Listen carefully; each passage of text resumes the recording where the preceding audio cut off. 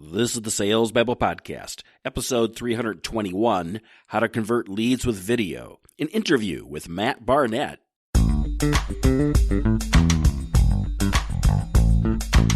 Welcome to Sales Babble, the podcast that shares selling secrets for non-sellers. And now your host, Pat Helmers.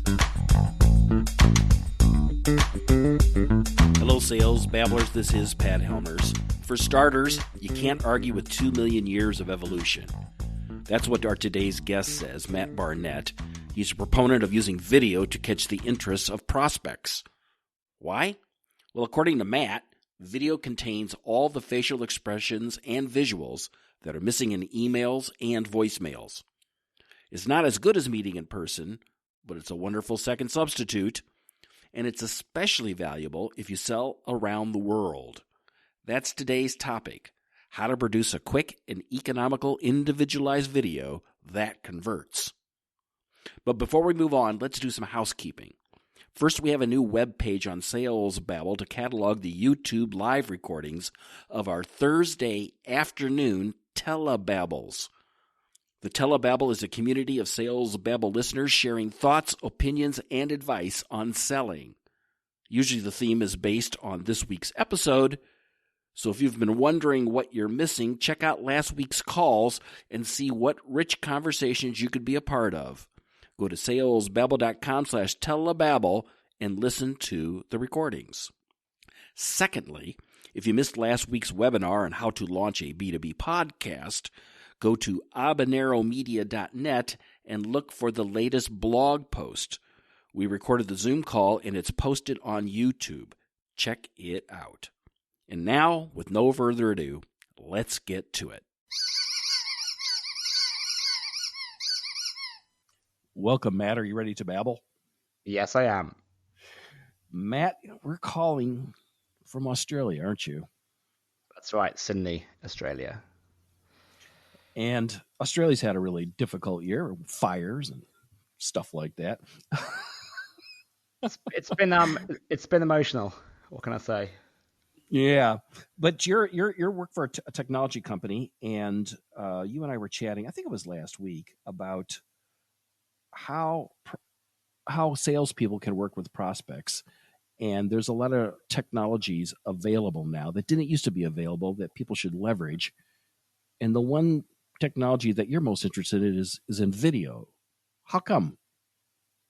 So I think, looking at us getting kind of more distributed with customers further and further away from the office, I think there's a point in the sales process where human connection is kind of everything. You know, relationships are how you close, relationships are how you grow customers, relationships are how you keep customers.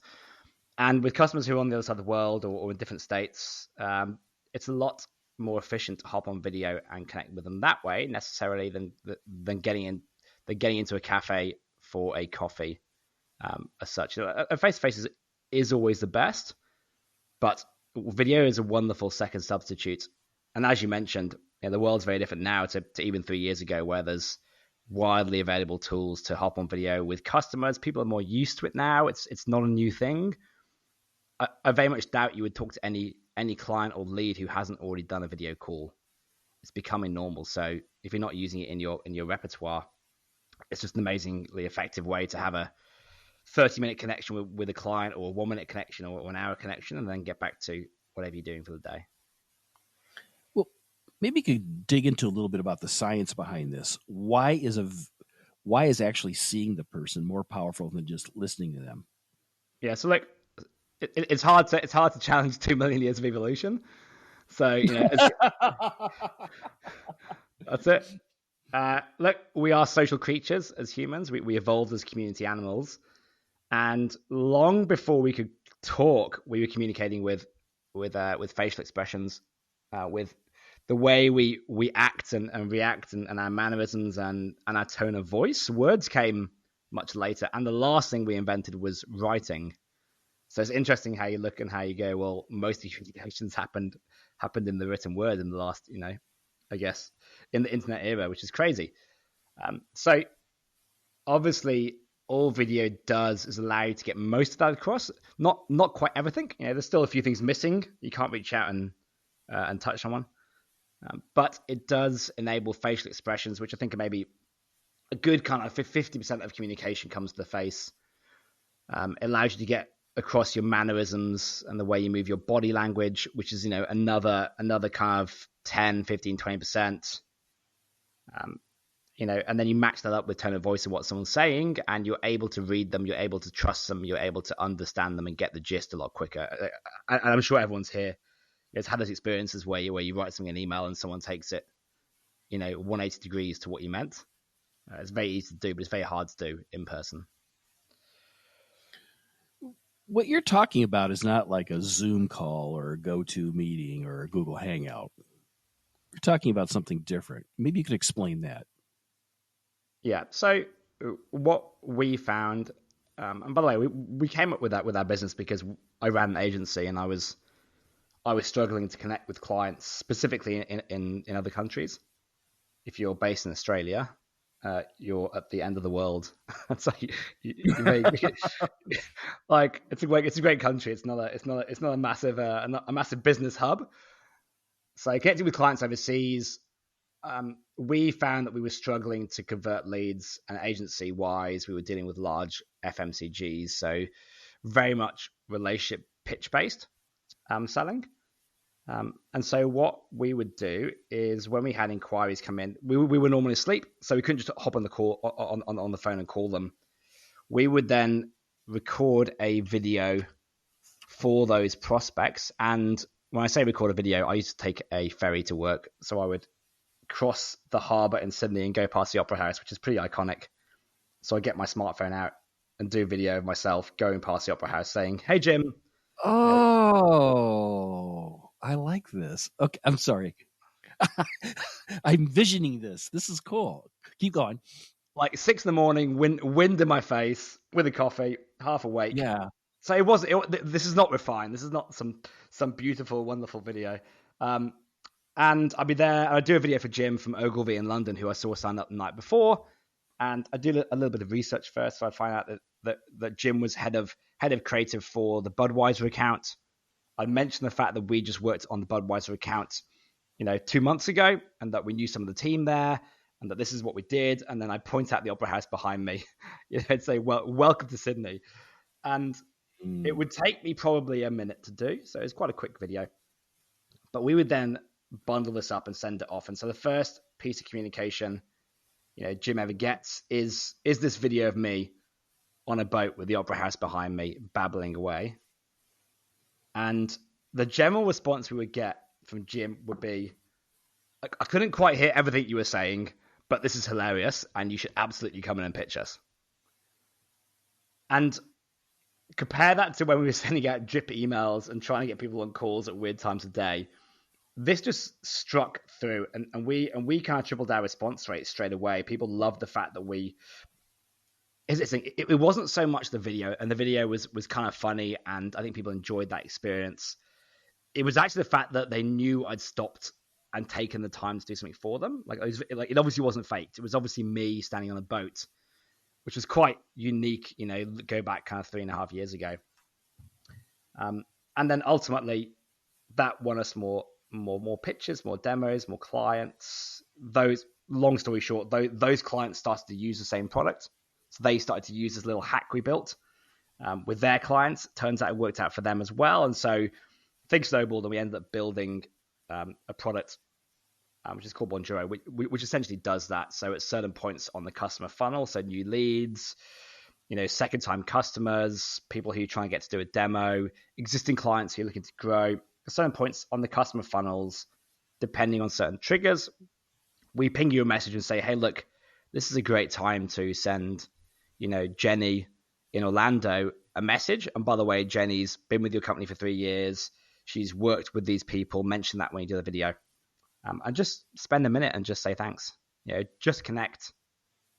Just show who the company is. If it's a lead, show who the person is. And that person is way more likely to trust you. They're way more likely to respond to you, and they're way more likely to go on and become a happy customer. So this feels like a couple things, maybe 3 things.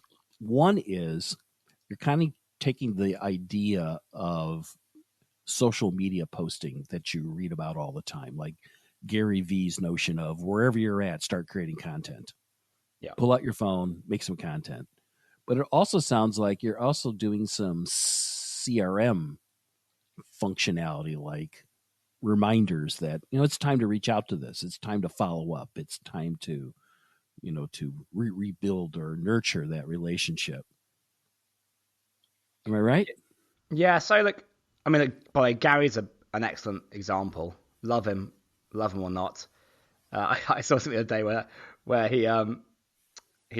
someone wrote to him and he was like, "I'm just on my way to take a pee, but here's the answer," on Twitter. So he's like, he's answering. He's just calling it out. He's like, "Yeah, I'm just on my loo break." Okay. But I can tell you he does that so people know it's legit. Like he's trying to find ways people go, "This is actually really him right now." And when you do something like that, people are like, "Okay, that's obviously real." And Gary, like everyone's like, some people go, "Oh, I'm too busy to do things like this." Like look at Gary V. Like he still responds to people in person. It's amazing, the fact that he does that, and that's why he's so good. He's obviously very consistent at this. Like he even has a whole thing where he calls it the something effect. Anyway, this is a baseball ball player he talks about. Back to the CRM part.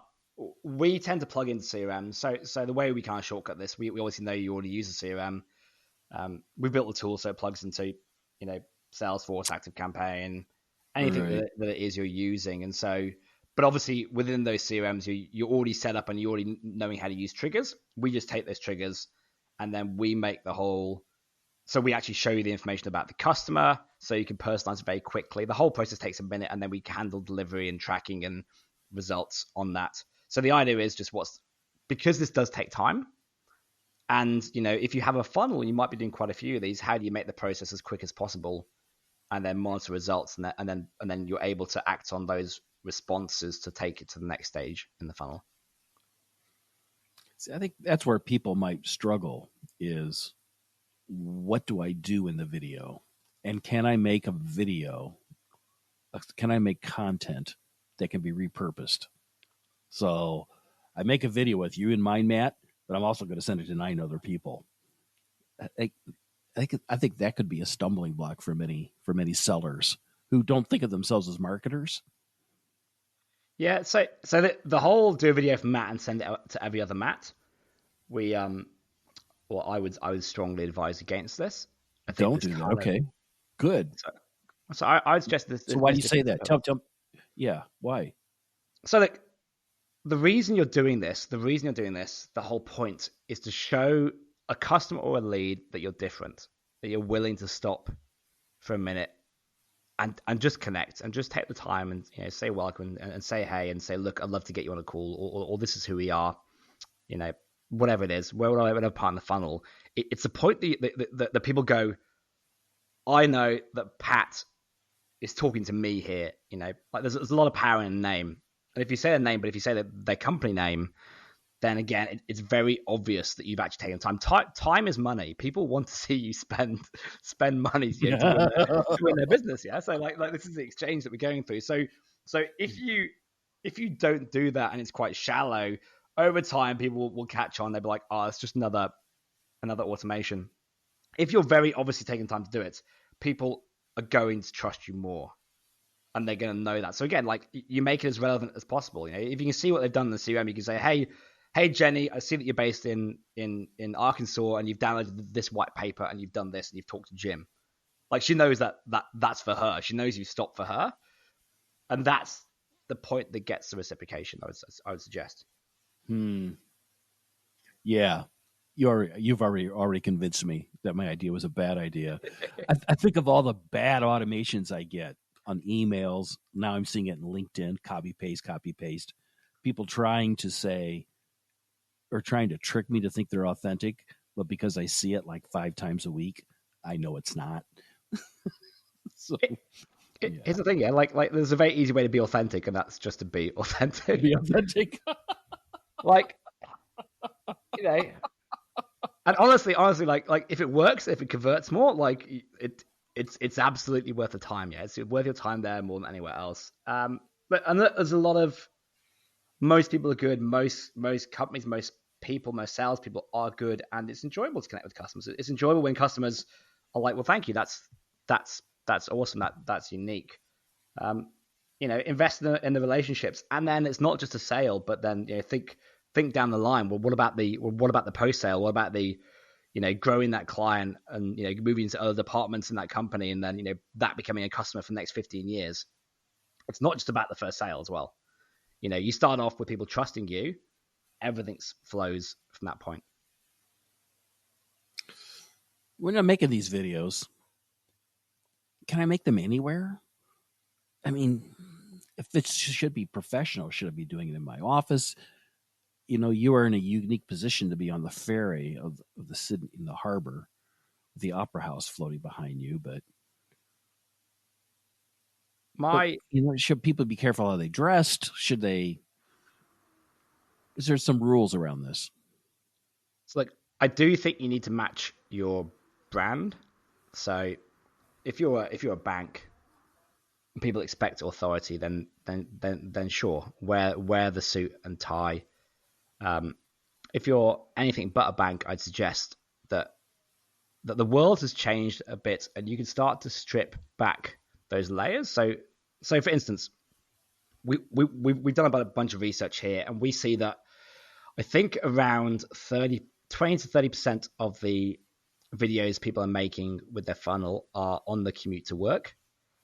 So we see a lot of people doing this walking to the train or while getting their coffee in the morning. We see another 10% of messages recorded on the weekends when people are doing things like they're in their kitchen with their kids running around their feet. And this sounds a bit counterintuitive, but if you want to get people to trust you, the shortcut in most situations is to invite those people into your lives. So if you drop your barriers, people will reciprocate and drop theirs. And there's been a change. Like, this has been happening slowly. Like I was talking to my brother-in-law, and he says that when he was a kid, if you wanted to go out to a bar in London, you had to wear a shirt and tie. And nowadays, I think if you wear a shirt and tie, you don't get let in because it's not cool enough. So, like the expectation has dropped, and we no longer necessarily expect the brand and the wall. We want to connect with the people, and if you as a company can give your team transparency and let them do that, it creates a more trusted brand overall. So, I would suggest that you'll be very surprised at what works, and the more human you can make it, the more personalized it could be, the bigger the impact it generally, as a rule, has.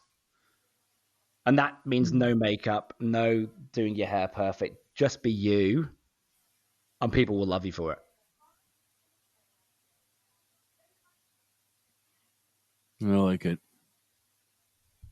I like it. Some people aren't comfortable with this. Some people aren't comfortable with blending personal life with work life. Again, look, it has to match the brand. Yeah, this is not. I'm not saying that's a hard and fast rule, but maybe if you're in a large, serious corporate, maybe you just do it, while you're in the around the coffee cooler. It's just something a little bit. Maybe you just do it while grabbing coffee. There's a good example here. There's a very large finance company in Australia, and what I've seen they do, their mortgage team use this, and they use a different stage in the funnels, but one of the key areas they use it is when somebody gets their first house, and they are very much a suit and tie company. They will send a video at that point, and they'll say congratulations, and then they'll stand up and spin around, and like the 100 people in the office will all cheer, and they go back to work, and they send this off, and so everyone's like suited and tied, very very corporate, but they'll do this cheer thing, and it's like everyone just breaks the kind of like mold for a second. And the reason they do this, by the way, is then the mortgage team, introduces the client to the finance team, and the finance team introduces them to the insurance team. So the reason they do this is to take the clients through the company. But by doing this, the client loves it.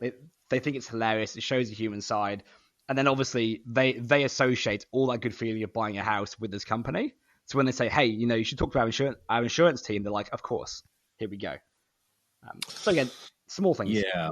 I know a lady who's starting to get her clients to do this. She has a staging company, and she has them walk through their homes with a camera. Mm. So then she can document all that and go, okay, now I need to know what kind of furniture I need to bring, which furniture gets pulled out, which furniture gets brought in, da-da-da-da-da. Yeah, that totally makes sense. Before we go, I could just be doing this with my phone, taking a video and attaching it to an email. What does this Bonjoro thing do beyond that? And I think you brought this up a little bit earlier, but could you remind us? Yeah, so it's already about speed. So I suggest that the process, for us, is a minute from picking up the phone with notification to kind of delivering and getting back to work. It's an app. It's an app, I assume. It's an app or a desktop recorder. So you can have a desktop, or we have a Chrome plugin, so you can even use it when you're working in Salesforce, etc. The idea here is that we tell you the right time to send to people. So if you want to respond within 10 minutes, we can ping you and say, hey, someone's come in, the leads come in. The quicker you respond, obviously sales are always better. The other things we'll do is we'll let you record that. We'll show you the information to personalize it. And then we'll wrap it up and we'll make sure it's delivered. If you do things yourselves, you can do it. You're going to be working off the cuff. You're going to be trying to fit large videos into emails and make sure they get into inboxes. There's no real tracking and there's no real information to help you personalize. So it's a process hit. Like we automate all the process side of it. So all you have to do is do the message. That's kind of the deal. Cool. All right. People want to connect with you, Matt. How would they do that? 2 ways. First of all, you can hit me up on LinkedIn. If you want to connect personally, do reach out. If you search Papa Bear on LinkedIn, I'm pretty sure I'm one of the 3 people that come up. I'm the guy in the bear suit. You can ask me about that. Yeah, what's up with that Papa Bear thing? I'm seeing that at the bottom of my note here. What is that about? It's a brand culture thing. We're a pretty easygoing team, put it that way. So, if you're with us as a customer and you hit a certain milestone, I won't say what it is. There's a strong chance we'll send your kids or you a bear suit. So yeah. we're a little bit less serious, so that hopefully we inspire you to be a little bit less serious as well. All right. The other way is to hop into Bonjoro, test it out. If you do sign up, it's obviously free to trial. You will get a video from one of my team from somewhere in the world, so you'll get to experience it firsthand. And lastly, I think we're including a video funnels playbook on this podcast. So that's kind of 30 proven funnels where you can use video around leads, around activation, around growth, referrals, and testimonials. And they're 30 ways to use video in your funnel with your tools that have been tried and tested by people like Pat Flynn, by ConvertKit, by some of the bigger companies that use us. So you can copy and paste. Super easy to do and see if it works for you. Awesome. Pat Flynn uses Bonjoro? He does. I had no idea who he was when he signed up. And someone told me, they're like, do you know who this guy is? And I was like, nope. Awesome. And awesome. Yeah, he's been great. Yeah, very good. Matt, this has been fun. Thanks for visiting on this audio podcast. We've done no video. No, we've only done audio. I have no idea what you look like. You could be anyone. I'm trying to work it out in my head. I'm like, who? I'm all over LinkedIn. I know. I've seen your picture. Like, I've seen that, but a picture to a video, like you see a picture and then you turn to the coffee shop and you see the person and you go, "Oh, that's who you are." You know? No, I look bad in those photos and I look bad in real life. Yeah. Yeah. All right. Well, thanks a lot for visiting us, Matt, and babbling. It's been fun. Yeah, thanks, Pat. It's been great. Sales Babble is sponsored by Habanero Media, a podcasting agency for B2B brands. Podcasting is the easiest way to turn your executives into thought leaders with content that reaches your ideal clients.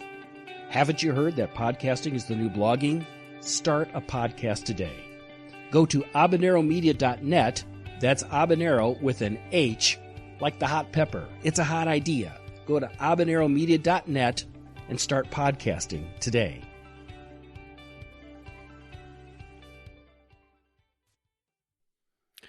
It occurred to me while re-listening to this interview that these videos are very similar to voicemails.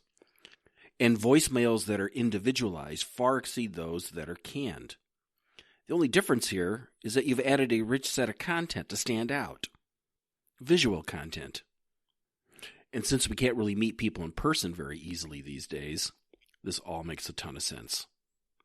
To connect with Matt and to learn more about Buongiorno, go to salesbabble.com/321. That's 321. If you have any questions or comments, join us Thursday on the Sales Babble Telebabble. That's at 5 p.m. Eastern, 4 p.m. Central, 2 p.m. Pacific Time. It's informative, fun, but if you can't wait until then, click the Babble Me button on Sales Babble and I'll get right back to you. Would love to hear your thoughts. Please take a moment to share this episode with your friends and sing our praises on your podcast listening app. I'd really appreciate that. So that's all we've got for today. Until next Tuesday, take care and have a highly successful and a profitable selling day.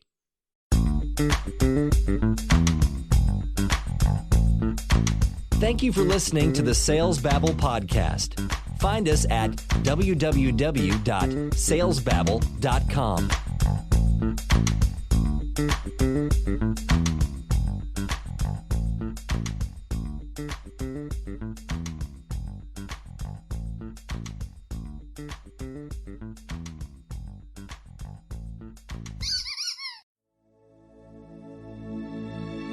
This is a production of Habanero Media.